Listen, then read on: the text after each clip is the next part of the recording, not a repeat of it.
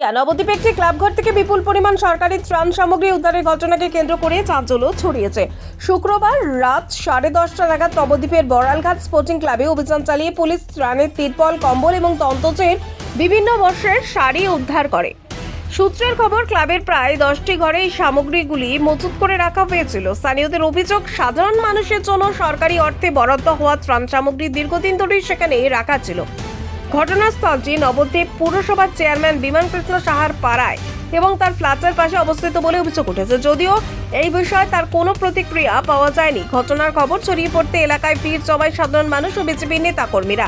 তাদের দাবি, এই ঘটনার পূর্ণাঙ্গ তদন্ত করে দোষীদের বিরুদ্ধে কঠোর ব্যবস্থা নিতে হবে। পরিস্থিতি উত্তপ্ত হয়ে উঠলে নবদ্বীপ থানার পুলিশ ও কেন্দ্রীয় বাহিনীর সদস্যরা ঘটনাস্থলে পৌঁছে পরিস্থিতি নিয়ন্ত্রণে আনে। পুলিশ একজনকে আটক করে জিজ্ঞাসাবাদ শুরু করেছে এবং ঘটনা তদন্ত চলছে। এরপরে রাত 3:30 নাগাদ নবদ্বীপ পৌরসভার চেয়ারম্যান গ্রেপ্তার করে নিয়ে যায় পুলিশ। আজ ধৃত বিমান কৃষ্ণ সারকে তোলা হবে নবদ্বীপ আদালতে। আমাদের বলছে প্রচুর পরিমাণে স্পোর্টিং ক্লাবের মধ্যে সরকারি ত্রিপল, শাড়ি এবং বস্তা বোঝাই করে টাকা, নথি রয়েছে।